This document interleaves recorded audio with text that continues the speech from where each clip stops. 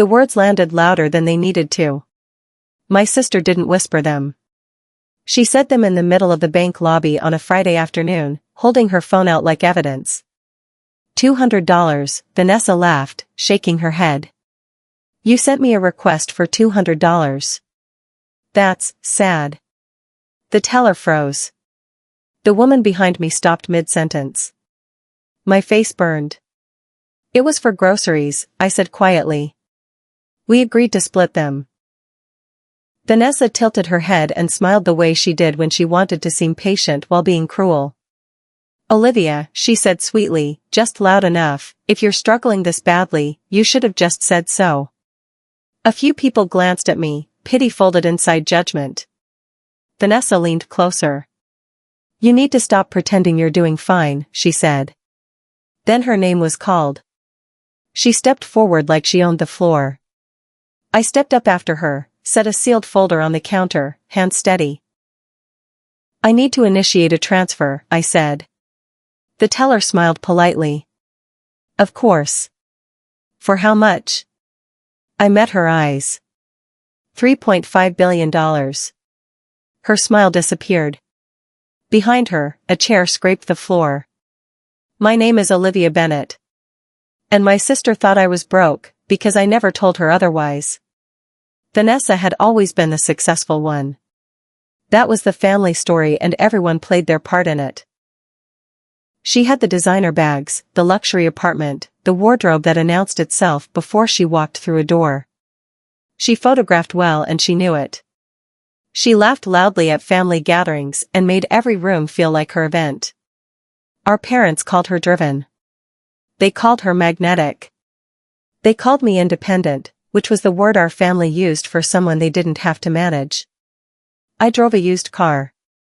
I wore plain clothes. I lived in a condo I had owned outright for 4 years without anyone asking how. Our relatives admired Vanessa's confidence and forgot to look at me. I had let that happen. Not because I believed I was invisible. But because the moment people see money, they stop seeing the person. I had watched what happened to my grandfather when his estate became known. I watched warmth arrive that hadn't been there before. I decided early that I would rather be overlooked than looked at for the wrong reasons. So I stayed small on the outside. And I let Vanessa be the face of the family's idea of success. The money wasn't mine the way people picture when a number that large gets said out loud. It wasn't a lottery. It wasn't a company I had sold. It was responsibility, specifically, the kind confirmed in legal documents on a Tuesday afternoon after a funeral. 5 years ago, my grandfather passed after a long illness. He had spent 40 years building an estate touching endowments, charitable positions, family trusts, and long-term institutional settlements. When his will was read, 2 names held fiduciary authority over the full structure. One was his attorney of 30 years. The other was mine. I had been trained for it quietly over several years, while Vanessa posted photos from rooftop restaurants. The accounts were not liquid the way people imagine money being liquid. Moving assets of that structure required compliance approvals, authorization chains, and coordination with institutional parties who had been managing positions for decades. I did not manage any of this from a penthouse. I managed it from my home desk in comfortable clothes with a cup of tea. Vanessa had sat across from that desk many times. She had never once thought to ask what I was doing. She had already decided what my life added up to, and that assumption had always been enough for her. Before he died, my grandfather sat with me in his study and said something I wrote down on a notepad and never threw away. He said, "Money reveals people. Show it and you see them immediately. Hide it and you learn who they really are over time." He told me that as his estate grew, the people around him had changed in ways that still hurt him to describe. Cousins who had barely called started finding reasons to visit. Old friends developed urgent problems only he could solve. He said the most painful thing wasn't the greed itself. It was discovering that warmth he had believed was real had always been conditional. He asked me not to let money become the thing that made people treat me well. He wanted me to know the difference. To be certain, before I was ever generous, that the person I was generous toward had already chosen me when they thought I had nothing. So I kept my life exactly as it had always looked. I drove the same car I had driven in my late 20s. I wore simple clothes. I ate at regular restaurants. I paid my own way and sometimes asked people to pay theirs. Not because I was careful with money. Because I was careful with people. Vanessa earned well. She spent more than she earned. This was a pattern I had watched develop across years of small signals, the designer bags appearing after she mentioned rough months, the credit card she called her travel fund, the ease with which she borrowed from our parents without ever appearing to consider not borrowing. She had borrowed from a college friend once and I never heard her mention repaying it. She pressured me casually to cover shared expenses, birthday dinners, holiday gifts. Framing each request as something I could easily afford if I just stopped being so careful. When I asked her to split the groceries, she agreed without hesitation. Then she ignored my Zelle request for 2 weeks. Then she chose a bank lobby on a Friday afternoon to address it publicly. I had thought about it on the drive over. I decided I wasn't going to pretend it hadn't happened and I wasn't going to argue. I was going to finish an errand I had been putting off for 6 weeks and let whatever came next come. I had carried this long enough. Whatever the afternoon produced, I was not going to manage it away. The teller stared at the folder. "I'm sorry," she said. Her voice had gone careful in the way voices go careful when a brain is trying to process something that doesn't fit the expected pattern. She looked at me, at my plain sweater, my flat shoes, my unremarkable bag. And then back at the folder. "Did you say, billion?" "Yes," I said. 3.5. The authorization documents are in the folder. There's a verification contact on the second page for your compliance team. She swallowed. She looked at the folder again. Then she looked at me again. "Let me get my manager," she said. It was not said rudely. It was said the way people speak when they understand the situation is larger than their authority to handle. "Of course," I said. "Take your time." Behind me, I was aware that Vanessa had finished at her window. I was aware she had not left. I did not turn around.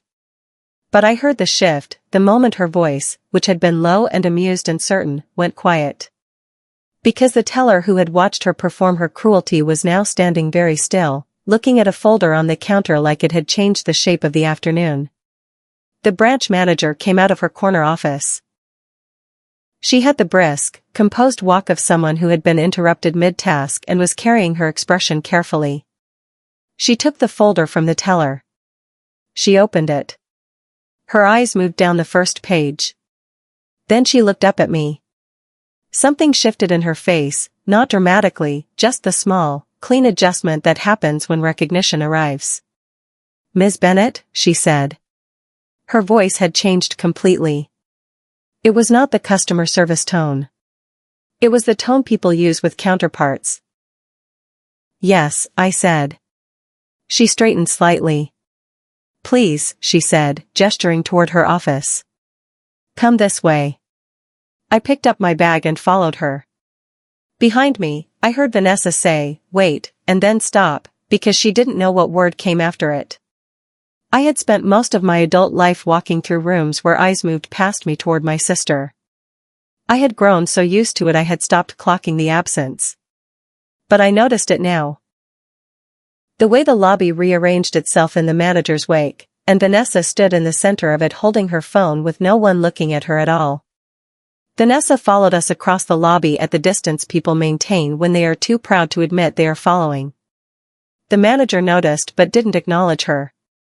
She opened her office door, held it for me, and began to close it. Vanessa stepped forward. Her voice had shifted.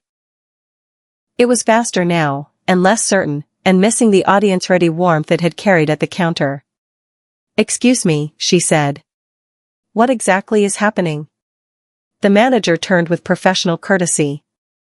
"I need to speak with Ms. Bennett privately." Vanessa looked at me like I had done something to her. Like the situation was my fault rather than something she was only now witnessing for the first time. "Olivia," she said, and it came out almost as a question. As if saying my name might produce an explanation that put things back in order. I looked at her evenly. No performance. No satisfaction visible in my face for her to point to later. "I'll just be a few minutes," I said. I stepped into the office. The door closed. And my sister, for the first time in a very long time, was on the outside of something. Not because I had locked her out. But because she had never thought to look inside. The manager opened the folder the way people open things they already expect to be real. She scanned the authorization pages without rushing.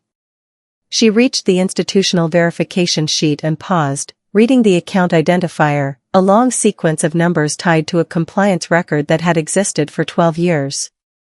She looked up. "This is all in order," she said. Her voice was quiet and fully certain. "The authorization chain is complete. I'll need to call our regional office, which is standard for a transfer of this size, not a question of legitimacy." "I understand," I said. "I've been through this process before." She nodded slowly. I watched her recalibrate in the specific way people do when their first read of a situation turns out to have been entirely wrong, not with embarrassment, but with the clean adjustment of someone who respects accuracy. Through the glass office wall, I could see Vanessa standing in the lobby. She had not gone back to her window. She had not left. She was standing completely still, watching, with an expression I had never seen on her before. The expression of a person who has realized the story they were sure was true is not the one actually happening. Phone calls started within minutes. The manager made the first to the regional compliance office, her voice low and efficient. A second followed from a different line. Institutional banking, judging by the account classifications she referenced. The branch atmosphere had shifted in the quiet way it shifts when the people who work somewhere understand a situation has moved beyond normal parameters. The teller at the counter was now at a second desk, cross-referencing something carefully. A second staff member had appeared from the back and stood near the printer. No one was flustered. They moved with the focused energy that replaces casual routine when something significant is being processed. Vanessa had moved to a chair along the lobby wall. She was sitting now. Her phone was in her lap, but she was not looking at it. She was looking at the office window. I watched her from inside the glass and thought about the drive over, the 2 weeks of silence before the lobby laugh, the way she had held her phone up like evidence she was proud of. I felt no anger toward her. I felt something quieter and harder to name than anger, something closer to the tired clarity of a long-held patience finally reaching its natural end. She knocked on the office door. The manager glanced at me. I gave a small nod. The manager opened the door. Vanessa stepped in and looked around the office, at the folder open on the desk, at the documents spread beside it, at the phone the manager had just set down. Then she looked at me. Her expression tried several things in sequence. Amusement first, which didn't hold. Then confusion, which was more honest. Then something that wanted to be dismissal but couldn't finish. "What is this?" she asked. Her voice was quieter than it had been in the lobby. "What I told you," I said. "A transfer." She stopped herself. "That number." "Yes," I said. Vanessa looked at the manager. "Is this real?" The manager didn't look up from the desk. "Yes," she said. Simply. Vanessa looked back at me. She laughed once. A short reflex of a sound with nothing behind it. Then she sat down in the chair against the wall without being invited to. I watched her try to fit what she was seeing into a version of events that still made sense. She had been trying to do that since the lobby. The folder on the desk wasn't helping her. A man arrived at the branch about 20 minutes after the first calls. He wasn't dressed like branch staff. His suit was quieter and more serious. The kind that corporate and institutional roles tend to produce, The kind that signals a level of the organization that doesn't spend much time inside individual branches. He came directly to the manager's office, knocked once, and opened the door. He was carrying a leather portfolio and his manner was that of someone who had arrived with a specific task and was entirely certain about it. He looked at me first. "Ms. Bennett," he said, and extended his hand. "I'm the Regional Private Banking Director. We received the compliance notification approximately 40 minutes ago. I wanted to come personally." "Thank you," I said. "That wasn't necessary." He smiled briefly. "For an account of this structure, it is." He sat down, opened his portfolio, and began reviewing the documents alongside the manager. In the chair against the wall, I heard Vanessa's breathing shift, just slightly, just enough to notice. Because this was no longer a matter of whether I was telling the truth.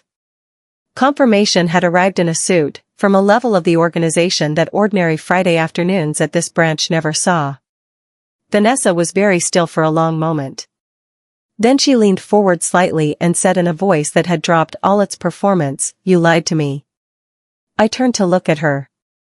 "I never lied to you," I said. "I kept things private." She shook her head. "That's the same thing." "No," I said. "Hiding means I was ashamed of something. Private means I chose what to share and with whom." She looked at the documents on the desk. "I called you broke," she said.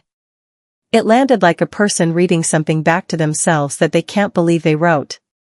"In a bank lobby," I said. "In front of people." She pressed her lips together. "I didn't know," she said. I held her gaze.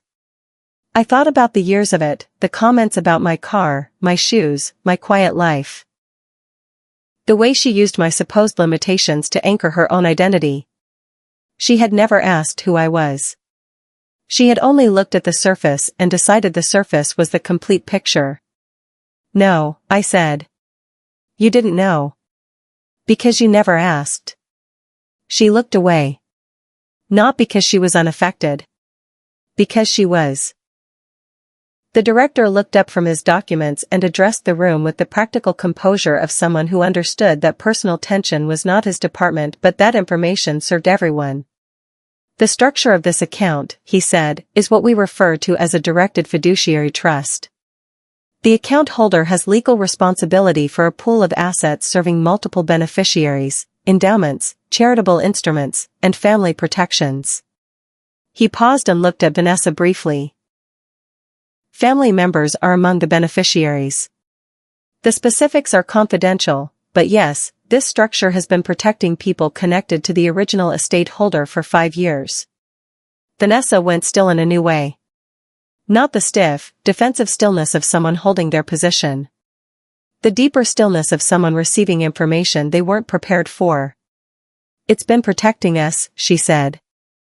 Her voice was quiet in a way I hadn't heard from her before. I nodded. "Since grandfather passed," I said. She looked at the desk. Then at me. I watched the layers of it arrive in her, first the surface fact, then the thing underneath, then the thing underneath that. She had spent 5 years measuring me by the wrong scale. And the scale had been protecting her the whole time. She was quiet for a long time after the director went back to his documents. When she finally spoke, her voice was smaller than I had ever heard it outside of a moment of genuine crisis. She was looking at my clothes. At my shoes. At the plain, unremarkable way I had dressed for this particular Friday. "You asked me for $200, she said. It came out less like an accusation and more like a person trying to comprehend a sentence in a language they assumed they already spoke. "I did," I said. "We agreed to split the groceries." She shook her head slowly. "You didn't need it," she said. I looked at her directly. "No," I said. "I didn't need it. But we agreed." That's what I was asking you to honor, the agreement. Not the amount. Not because I was tight for cash. Because we said we would split it, and then you decided that didn't apply to you. She was quiet again. I watched her try to rearrange the years of small cruelties, the public comments, the comparisons, the casual presumption that her money made her rules, into a version where she was still the reasonable one. She was trying. It wasn't working. When I stepped briefly out of the office to allow the director to complete a section of verification privately, I passed the front counter. The same teller who had stood still while Vanessa performed, who had looked away after with the expression of someone preferring not to choose sides, looked up when I passed. Her manner had changed completely. Not fawning, not overcorrected, just genuinely different. Attentive. Like someone who now understood the actual shape of the situation. "Is there anything I can get you, Ms. Bennett?" she asked. "No, thank you," I said. I sat in a chair near the office.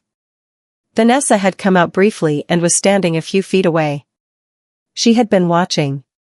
"The staff looked at you differently," she said. Her voice was flat and honest. "Yes," I said. She was quiet for a moment.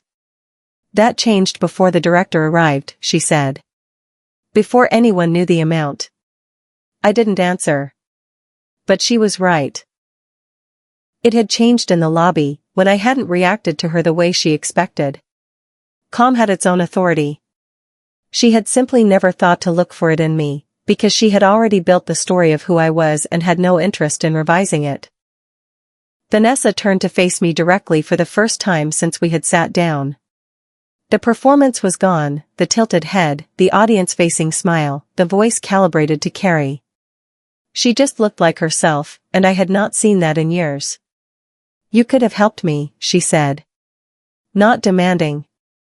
The voice of someone saying something they believe while bracing for how it lands.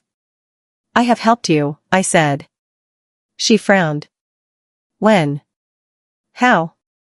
"More than you know," I said. Not loudly. But consistently. She sat with that.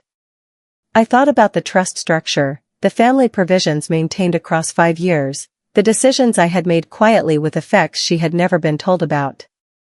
"That's not the same as being present," she said. "No," I said. "It isn't." I meant it, not as an apology for keeping things private, but as an honest acknowledgement that protection from a distance and showing up in a room are not the same thing, and I had sometimes used one as an excuse to avoid the other. I could admit that. It didn't cancel the rest. But I could admit it honestly, without that admission changing what she had done or erasing the years she had spent treating my silence like permission. The director excused himself briefly to take a call. While he was out, Vanessa looked at the desk and then at me and said, in the quietest voice she had used all afternoon, "I'm in debt." She said it without preamble.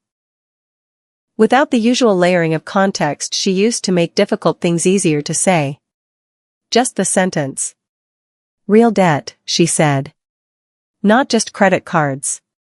Borrowed against things I shouldn't have. Taking on new credit to service old credit." I looked at her. "How long?" I asked. She let out a slow, steady breath. 2 years, she said. Maybe a little more. I sat with that. I thought about the sharpness of her mockery. The public comparisons. The cheerful cruelty about my car and my shoes and my quiet steady life. I had wondered sometimes whether the loudest edges of her judgment were aimed outward to protect something inward. They were. She had been performing financial confidence while drowning in financial fear. And I had been the easiest target because I never pushed back. I didn't feel superior about knowing this. I felt the tired, uncomfortable weight of understanding someone better than you wanted to. And realizing that their cruelty had a frightened thing inside it all along. She called our parents from the lobby while I was waiting for the final verification steps to complete inside the office. I could hear the shape of the conversation from where I sat, the tone moving between upset and self-justifying, cycling through the registers she used when she needed people to arrange themselves around her distress. When she came back in, she said, "They're on their way." I nodded. "I called them too," she added. I looked at her. "I know," I said.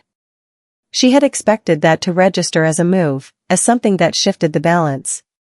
She watched it not register and adjusted. "You don't care that they're coming," she said. "Not particularly," I said. "They can come." What she hadn't anticipated was that our parents had context she didn't.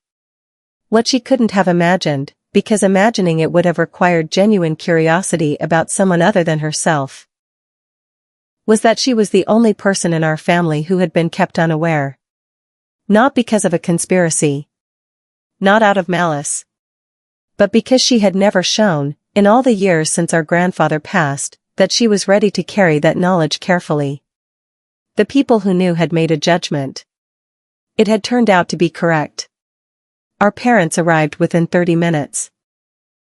My mother came in first, her face carrying the particular expression of someone who is relieved something has finally happened and also bracing for what comes next. My father followed half a step behind, scanning the lobby.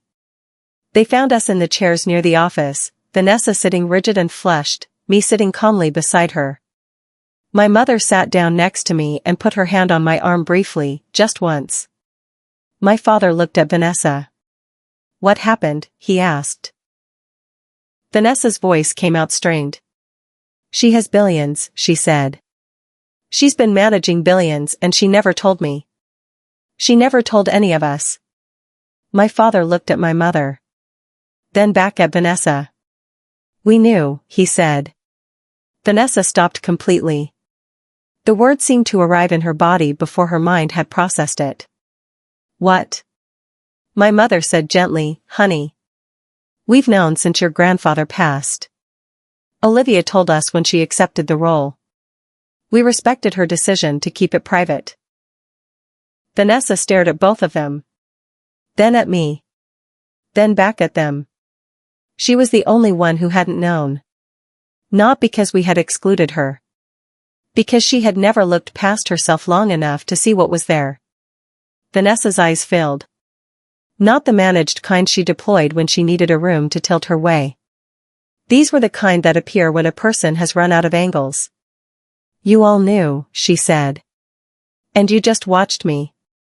My mother's voice was patient and direct. "We've watched you be unkind to your sister for years," she said. "We've said things. You didn't hear them."